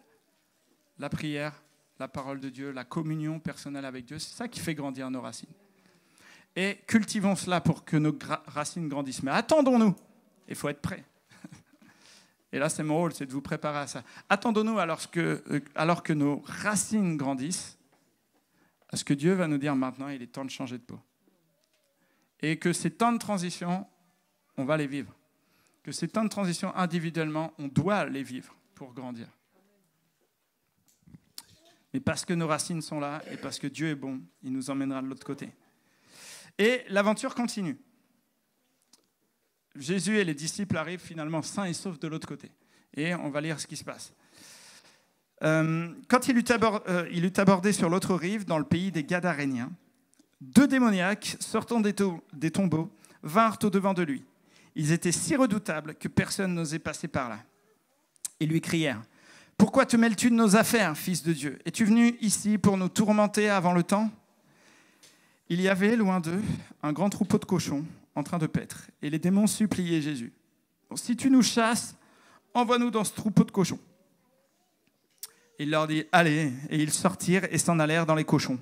Alors tout le troupeau se précipita dans la mer du haut de l'escarpement, et ils moururent dans les eaux. Ceux qui les faisaient paître s'enfuirent et allèrent raconter dans la ville ce qui était arrivé, l'affaire des démoniaques. Alors toute la ville sortit au-devant de Jésus. Et dès qu'ils le virent, ils le supplièrent de s'éloigner de leur territoire. Oh, la chute nulle. Attends, Jésus a emmené ses disciples. Moi, dans la tête du disciple, là, je suis bouleversé. Je dis, attends, tu nous as dit on va de l'autre côté. On avait le succès là. Tu nous dis on va de l'autre côté. Déjà on galère, on risque notre vie. Bon ok, on a appris un petit truc sur toi. Mais quand même, on arrive là-bas pour 2 gars et on nous chasse. On est venu que pour 2 gars. Il y a les foules de l'autre côté, tu te rappelles pas? Il y a un souci, non? Mais Jésus sait ce qu'il fait. Parce que, contrairement à nous, lui, il est dans le turfu. Dans le futur, pardon. J'ai trop l'habitude de traîner avec des jeunes et des enfants. Il est dans le futur, pardon. Il sait où il va. Il sait où il nous emmène. Il savait très bien ce qu'il faisait avec ses disciples.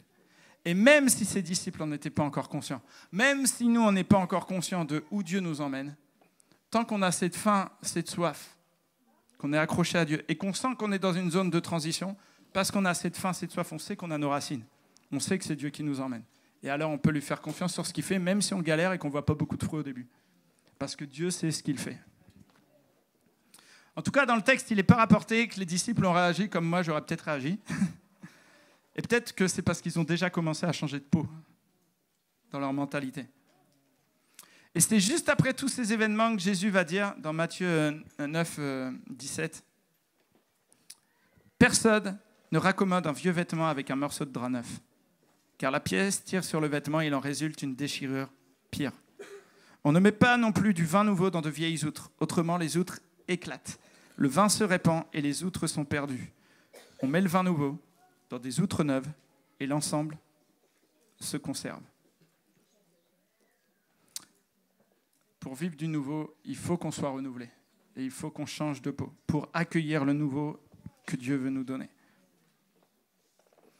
Il faut accepter que le Seigneur nous change de peau. Ça demande, comme pour les disciples, de l'obéissance, même si on ne comprend pas. Ça demande, donc premièrement, je rappelle parce que c'est important qu'on comprenne bien le truc, c'est d'abord parce qu'on a une faim, une soif, que nos racines se développent. Alors là, on a assurance que s'il y a une tempête, on est dans une transition dans laquelle Dieu nous emmène.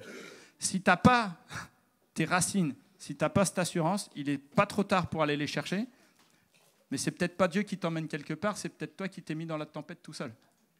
Il faut aussi être clair. Donc notre assurance à nous, elle est dans le fait qu'on a des racines en Dieu, qu'on va chercher dans la parole de Dieu, dans la prière, dans sa présence, dans la mise en pratique de la parole.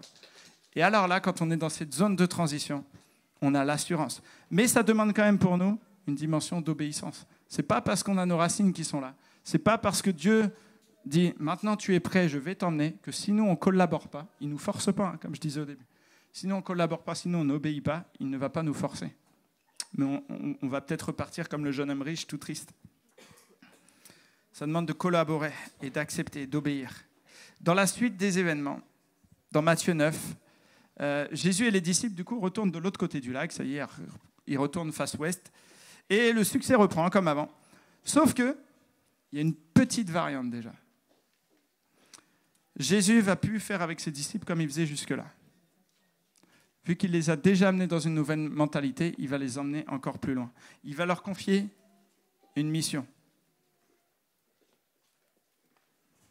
Il appela les 12 disciples et leur donna l'autorité pour chasser les esprits impurs et guérir toute maladie et toute infirmité. En gros, Jésus commence à se multiplier en eux. Parce qu'ils ont appris à plus le connaître. Ils ont appris à avoir confiance que c'est de lui que tout vient. Toute puissance, toute autorité qui lui a été donnée sur les maladies comme sur les démons. Maintenant, il les envoie, il se multiplie et les envoie faire ça. Il les a changés de peau. Maintenant, ils sont prêts. Avant, ils ne faisaient pas ça. C'est à partir de ce moment-là qu'ils vont le faire. Et Jésus les envoie et on sait comment ça se passe. Ils sont tout heureux de revenir parce qu'ils ont accompli des miracles de la part de Dieu. Et Jésus leur dit, réjouissez-vous aussi, surtout, que vos noms sont inscrits dans le livre de vie. Mais voilà, ils ont changé de peau. Le résultat, là, c'est la multiplication. C'est comme la plante que je vous ai montrée au début, la plante phalangère là, de mon salon. Elle se multiplie. Et on a comme une nouvelle base de succès. Et est-ce que Jésus va s'arrêter là? Eh ben non. Toujours, on va plus loin. Jésus a un coup d'avance. Parce qu'il est plus grand, il y a plus encore. Et l'histoire va se répéter un petit peu plus loin, dans Matthieu 14. Et on va voir, c'est un petit peu la même rengaine. Et j'ai bientôt fini mon message. Je termine avec ça. C'est un petit peu la même chose. Il y a une autre traversée. Et dans cette traversée, les choses se passent légèrement différemment. Il y a à nouveau le succès, Jésus nourrit une foule, et puis il dit maintenant il est temps de passer de l'autre côté encore. Mais ça se passe différemment. Notez, on va faire le jeu des 7 différences. Ensuite, il obligea les disciples à monter dans le bateau et à le précéder sur l'autre rive. Est-ce que vous avez capté la différence déjà? Là, ce n'est pas Jésus qui les traîne. Allez, on y va les gars, et les disciples qui le suivent. Et les gars, maintenant, allez-y vous. Pendant qu'il renverrait les foules, voilà. Après avoir renvoyé les foules, il monta sur la montagne pour prier à l'écart. Le soir venu, il était encore là, seul. Le bateau était déjà à plusieurs stades de la terre, malmené par les vagues, encore, car le vent était contraire. À la 4e veille de la nuit, il vint vers eux en marchant sur la mer. Quand les disciples le virent marcher sur la mer, ils furent troublés et dirent « Ah, c'est un fantôme !» Et dans leur crainte, ils poussèrent des cris. « Ah !» Jésus leur dit aussitôt « Courage, c'est moi, n'ayez pas peur !» Pierre lui répondit « Si c'est toi, ordonne de venir vers toi sur les eaux. »« Viens, dit-il. » Pierre descendit du bateau, marcha sur les eaux et vint vers Jésus. Mais en voyant que le vent était fort, il eut peur. Et comme il commença à couler, il s'écria « Seigneur, sauve-moi !» Aussitôt, Jésus tendit la main, le saisit et lui dit « Homme de peu de foi, pourquoi as-tu douté ?» Ils montèrent dans le bateau et le vent tomba. Ceux qui étaient dans le bateau se prosternèrent devant lui et dirent « Tu es vraiment fils de Dieu. » Deuxième traversée. Il y a des similitudes, mais il y a des différences. Cette fois-ci, Jésus les a envoyés, il n'est pas avec eux. Pourtant, est-ce que Jésus ne veille pas sur eux? Il y a des fois où dans nos zones de transition et de tempête, on a l'impression d'être... Soit Jésus, il dort, soit il est carrément pas là. Mais on a cet exemple pour nous rappeler que dans tous les cas, il veille et qu'il n'est pas très loin. Deuxième chose. Là, c'est une similitude. Il y a à nouveau des vents contraires. Dans cette zone à nouveau de transition, il y a à nouveau des vents contraires. Sauf que là, il y en a un. Dieu ne veut pas nous rencontrer que collectivement, mais aussi individuellement. Et là, il y en a un qui sort du lot. C'est Pierrot. Le gars, il a quand même changé de peau dans sa tête. On le sent qu'il est un peu crazy, quoi. Il est un peu fou. Il a décidé, ça y est, si c'est toi, je veux marcher vers toi. Et le gars, il passe par-dessus. Il passe par-dessus la barre. Qui l'aurait fait en vrai? Aaron. Vas-y, Aaron, viens. On va mettre une piscine. Non. Mais c'est bien, Aaron. Pourquoi? Parce qu'il avait déjà changé de peau dans sa mentalité. Mais Jésus était prêt à l'emmener encore plus loin. Pierre avait compris des choses. Et c'est cool de comprendre des choses. Qui ne s'est pas déjà senti construit après une expérience avec le Seigneur, un truc peut-être qui était compliqué, difficile, une zone de transition, mais ensuite on en ressort avec « J'ai appris plus sur Dieu, ça y est, je suis passé à un autre niveau. Enfin, j'ai compris autre chose, mon pot s'est agrandi. » Franchement, moi j'ai déjà connu ça. Et je pense que vous aussi. Mais c'est pas parce qu'on a compris qu'on a tout compris.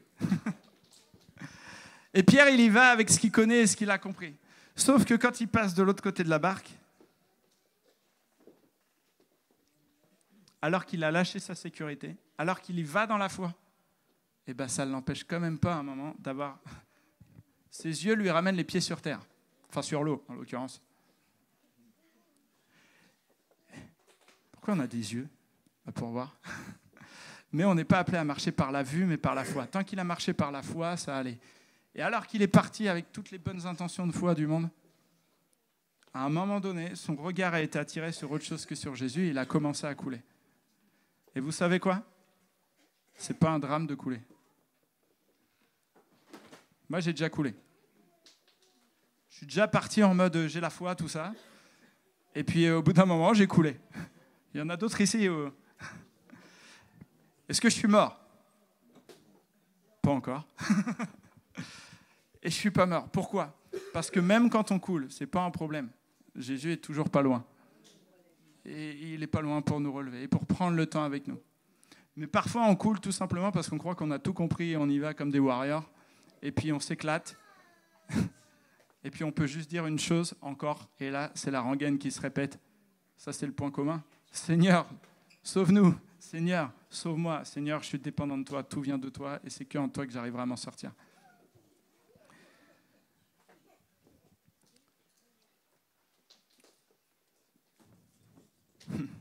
On a encore à apprendre.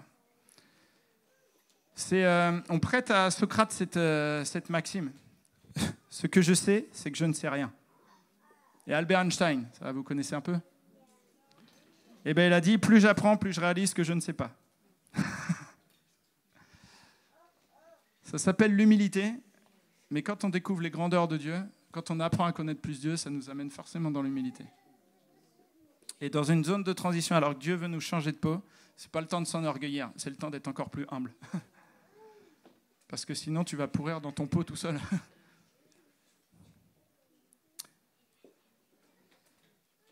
Il y a ce chant qui dit, un vieux chant, on est dans les vieux chants en ce moment, que par ta grâce, l'instant qui passe serve à me rapprocher de toi. Que par ta grâce, l'instant qui passe, qu'il soit bon ou mauvais, que ce soit une transition ou quoi, que tout serve à me rapprocher de toi. Aucun accomplissement, aucun succès solide ne peut se faire sans la main de Dieu, sans que Dieu ne le veuille bien. Tout vient de lui, tout don parfait et tout don excellent viennent de lui. Et juste pour terminer, du coup, cette histoire et terminer le message, c'est qu'ils arrivent de l'autre côté du lac à un moment. Ils achevèrent la traversée et arrivèrent à Génézareth, donc c'est un peu plus au sud, mais c'est toujours de l'autre côté du lac, côté est. Et les gens de l'endroit le reconnurent.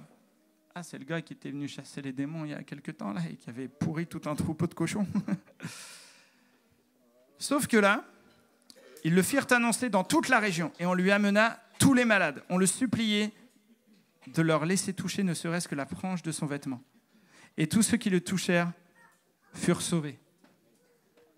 La première expédition avait laissé penser qu'il y avait juste, on était venu pour 2 gars et qu'on était reparti.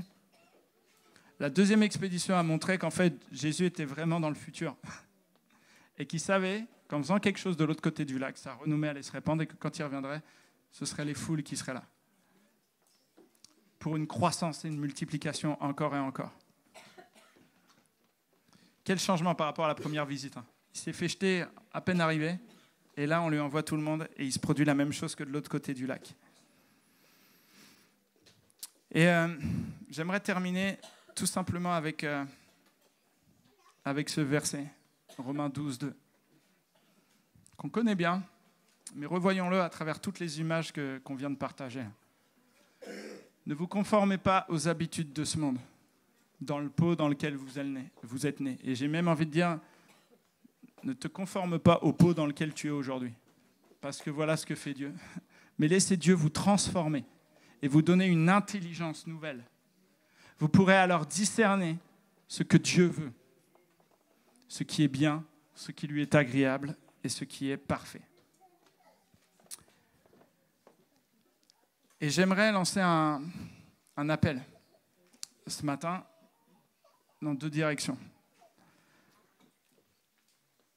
Je ne sais pas où tu en es, dans quel pot tu es aujourd'hui. Mais cet appel ce matin, il n'est pas devant moi, il est devant personne, il est juste devant Dieu. C'est est-ce que aujourd'hui, tu es prêt que lorsque le Seigneur dira ses racines sont assez développées, est-ce que tu es prêt à changer de peau? Parce qu'il faut s'y préparer à l'avance en fait. Parce que Dieu fera avec ton obéissance. Mais ça veut dire qu'il faudra que tu t'y mettes à un moment. Est-ce que tu es prêt à changer de vie? Est-ce que tu es prêt à ce que tu vis aujourd'hui ne soit pas un statu quo, mais es-tu prêt à vivre quelque chose de nouveau avec Dieu demain? Quand le Seigneur le voudra. Ça réclame donc une chose, de le chercher avec faim et avec soif. Donc si tu es prêt à cela, si tu as faim, si tu as soif de vouloir vivre autre chose, et tu as faim et tu as soif surtout du Dieu créateur qui te connaît mieux que n'importe qui, alors tu pourras répondre à cet appel. Et le deuxième appel, c'est vraiment pour ceux qui ont à cœur, qui sont déjà peut-être engagés dans le service, dans tout ça, qui ont déjà leur train-train de vie. Est-ce que tu crois encore qu'il y a plus et que Dieu veut plus avec toi? Pas un plus qui va t'écraser. C'est pas ce que Dieu fait. Dieu nous donne un plus qui nous libère et qui nous permet d'exprimer ce que lui a mis en nous de toute éternité. Il est écrit dans la parole que l'Éternel a placé des œuvres, il nous a prédestinés à des œuvres bonnes qu'il a prédestinées à l'avance. On ne peut y entrer que si on y est prêt. Dieu veut nous y conduire, mais est-ce que nous, on veut les découvrir, ces œuvres bonnes préparées d'avance? Dieu a plus que ce que tu vis aujourd'hui. Et je vous invite juste à vous recueillir pour que ce soit vraiment un temps intime, chacun avec Dieu.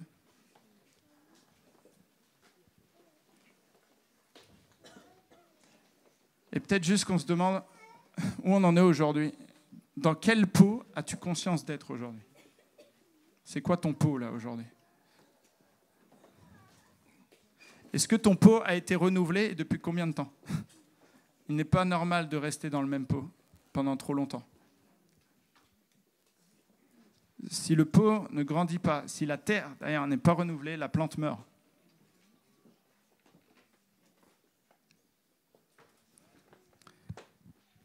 Et ce matin, l'interpellation du Seigneur, c'est de changer de peau, de changer de mentalité.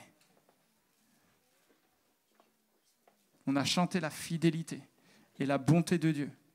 Crois que Dieu est fidèle et que Dieu est bon. Et que même dans cette zone de transition qui sans doute se trouve devant, Dieu veille sur toi, comme il a veillé sur ses disciples. Dieu sait où il t'emmène. Mais vraiment, au nom du Seigneur, ne résiste pas. Et c'est un appel à la fois au salut et au service, à l'engagement, un engagement différent. Peut-être que tu ne connais pas beaucoup le Seigneur.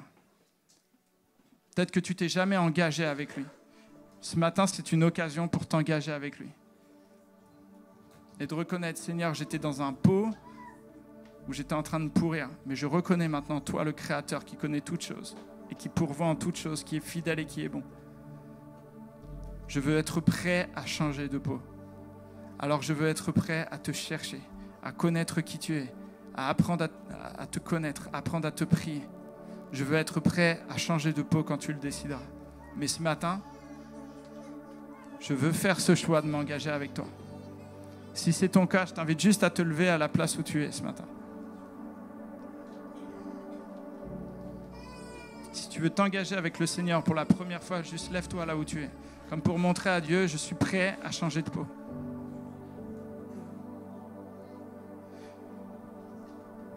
Et puis si toi-même tu es déjà engagé avec le Seigneur, mais tu sens que tu es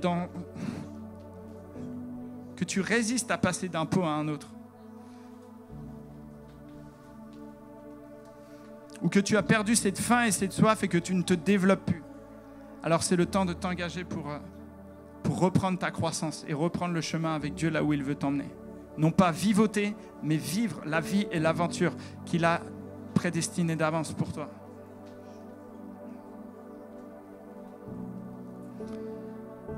Et ce n'est pas un temps de calcul, parce que tu ne sais pas ce qu'il y a devant.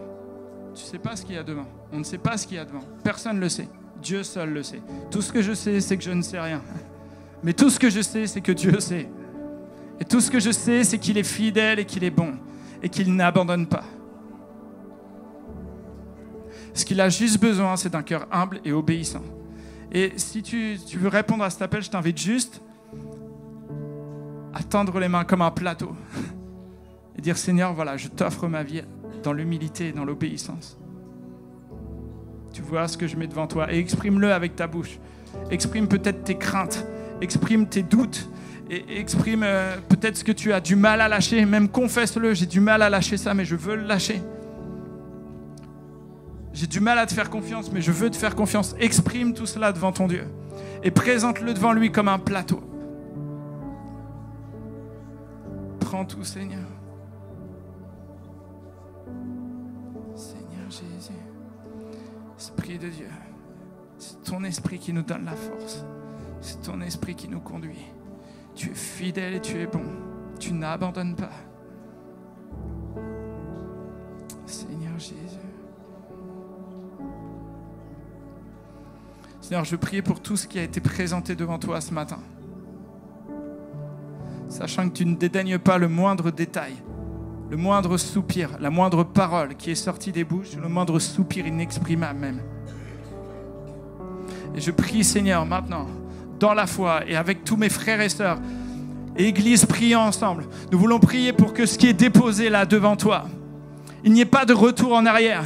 Mais comme la charrue d'Élisée a été brûlée, comme les bœufs ont été sacrifiés, je prie que ce qui est déposé là devant toi, nous voulons que ce soit comme brûlé pour ne plus jamais y revenir. Je prie pour un futur maintenant qui s'ouvre, la destinée que toi tu as prévue, que le futur s'ouvre dans la vie de mes frères et mes sœurs au nom de Jésus. Seigneur, tu fais des choses dans l'invisible. Nous ne voulons pas voir avec nos yeux, mais nous voulons voir, croire par la foi. Merci pour l'œuvre que tu fais, ce que tu graves dans les cœurs. Merci pour ces zones de transition qui sont là pour plusieurs et qui vont être là dans quelques temps pour plusieurs. Seigneur, qu'ils puissent se rappeler que tu es ce Dieu fidèle, qui conduit, qui tend la main, qui ne lâche pas.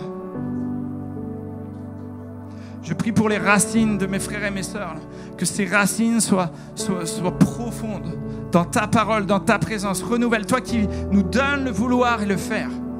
Tu nous dis dans ta parole, tu nous donnes le vouloir et le faire. Toi qui es le chef et le consommateur de notre foi, je prie qu'avec humilité, mes frères et mes sœurs reçoivent cette dimension de vouloir, de faire et de foi. Au nom de Jésus. Merci pour le dépôt sur leur vie maintenant. Seigneur Jésus.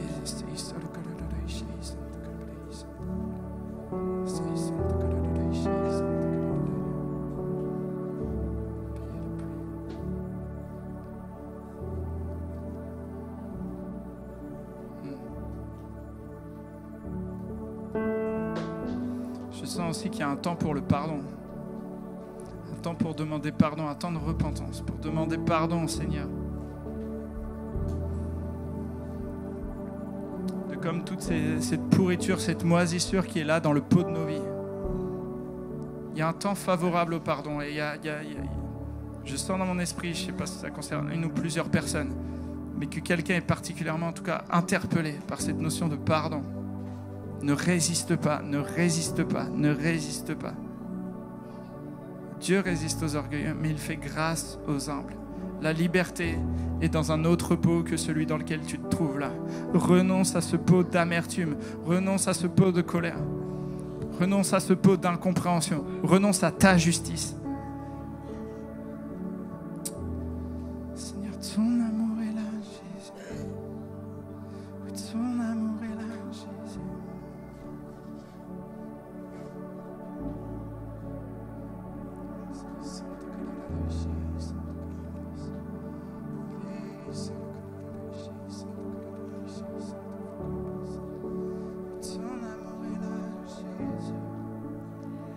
Dans la joie, quand le soleil m'inonde,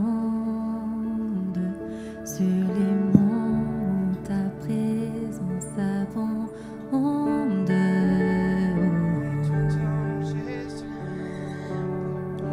Jésus, je te suivrai. Dans la peine, quand mon âme sombre, dans la vallée du deuil et de l'ombre,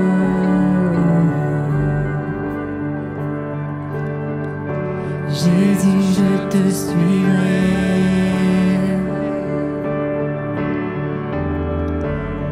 Car tu es mort pour moi.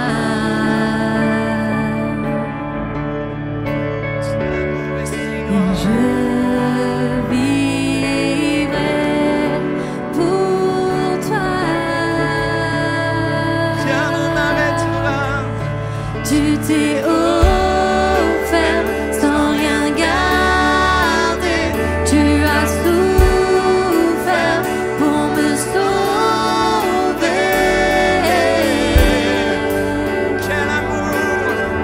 Jésus, je te suivrai.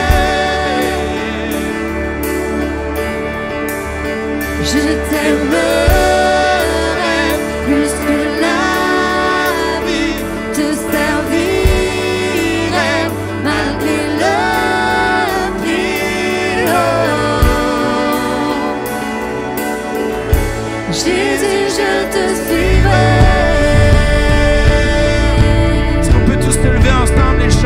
seule voix. L'Église ensemble. Amen. Confiant comme ma foi est profonde, dans le doute comme ma peine semble fondre, je te ferai confiance. Et Jésus, je te suivrai. Et confiant comme ma foi est profonde. Confiant comme ma foi est profonde, je me rappellerai en tout temps. Tu es fidèle et bon. Oui, Jésus, je te suivrai.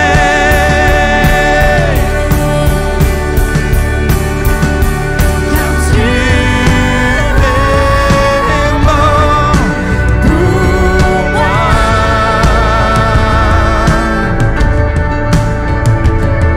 Et je vivrai pour toi. Je t'aimerai sans rien garder. Tu as souffert pour me sauver. Jésus, je te suivrai. Amen. Je t'aimerai plus que la vie, te servirai malgré le prix. Jésus, je te suivrai. En tout temps, je fais le choix de t'obéir. Je fais le choix de t'obéir.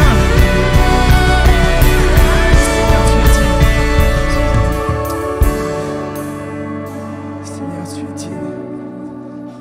Tu es digne, Seigneur, tu es digne d'être suivi. Ton amour est tellement digne. Oui, soyons racinés dans l'amour du Seigneur. Son amour est digne. Tu nous conduis et tu ne nous lâches pas. Merci pour ces instants et nous voulons les sceller. Au nom de Jésus, nous voulons sceller chaque décision, chaque engagement pris ce matin, individuel. Nous opposons à ce que l'ennemi vienne voler, vienne dérober ce qui a été semé, ce qui a été décidé ce matin. Au nom de Jésus. Au nom de Jésus. Et je veux prier pour l'Assemblée que nous représentons pour l'ACVN et cette transition que nous allons vivre tous ensemble.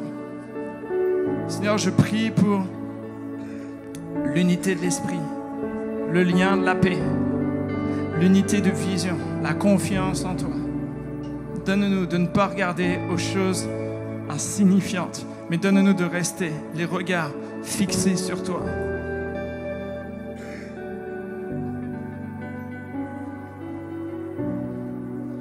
Nous voulons vivre cette transition ensemble, ensemble, l'un avec l'autre, avec toi, ensemble. Merci pour tes plans et tes projets qui sont parfaits. Nous ne savons pas où tu nous emmènes tous, mais nous savons que nous y allons parce que tu nous guides. Et merci Seigneur Jésus pour tes bontés et tes grâces qui se renouvellent chaque matin. Oh, puisses-tu trouver en nos cœurs chaque jour un esprit de louange et d'adoration envers toi, parce que tu en es digne, tu es juste digne, Seigneur. Ton nom seul soit élevé. Merci pour ce que tu as fait ce matin et ce que tu feras dans les jours qui viennent encore. Sois loué pour cela. Amen. Amen. On peut acclamer le Seigneur.